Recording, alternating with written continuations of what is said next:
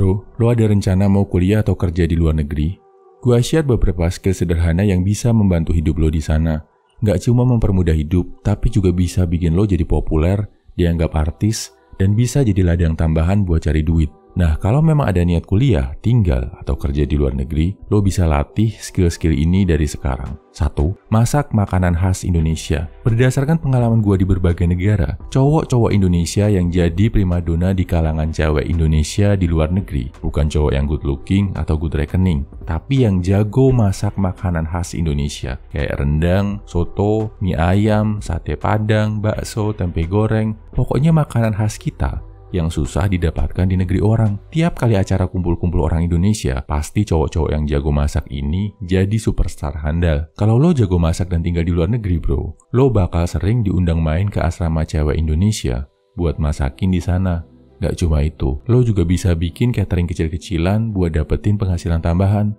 Kalau enak, pasti laris banget di kalangan mahasiswa Indonesia. Jadi, gak ada salahnya lo mulai belajar masak makanan yang sedikit agak rumit, yang khas Indonesia, karena pasti skill ini bakal kepakai. Nomor 2, menari tarian tradisional. Masak sering dianggap nggak maskulin, dancing apalagi. Tapi jangan salah, di luar negeri, skill ini bisa berguna banget buat lo. Terutama tarian tradisional Indonesia. Kalau buat cowok, biasanya yang sering dipakai adalah tari saman, tari kecak, atau tari piring. Di luar, sering banget ada acara kebudayaan, baik untuk mahasiswa atau untuk umum. Kalau lo bisa nari, lo bakal dapetin banyak keuntungan. Yang pertama, honor.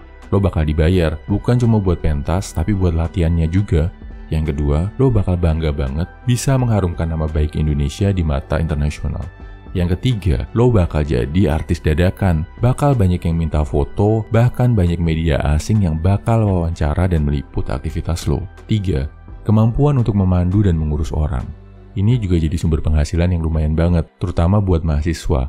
Di luar negeri, sering ada kunjungan pejabat atau anggota dewan dari Indonesia. Nah, mahasiswa biasanya ditunjuk jadi seksi sibuk yang mengurus segala keperluan rombongan pejabat ini, sekaligus jadi pemandu atau guide. Kadang ada juga artis atau influencer yang punya keperluan yang sama.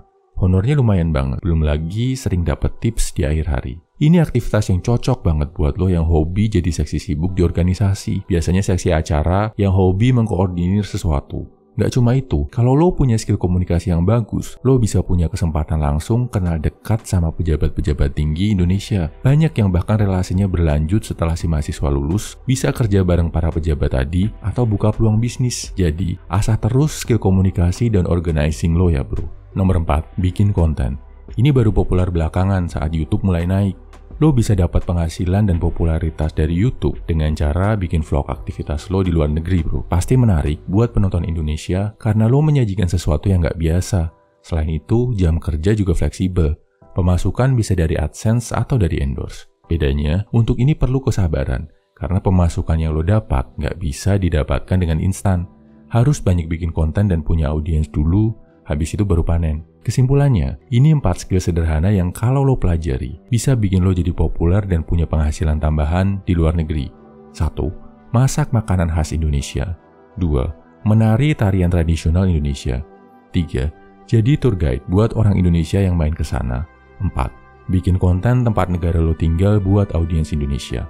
Nah, lo punya rencana kuliah, kerja, atau tinggal lama di luar negeri? Share rencana atau barangkali pengalaman lo selama merantau bro. Semangat!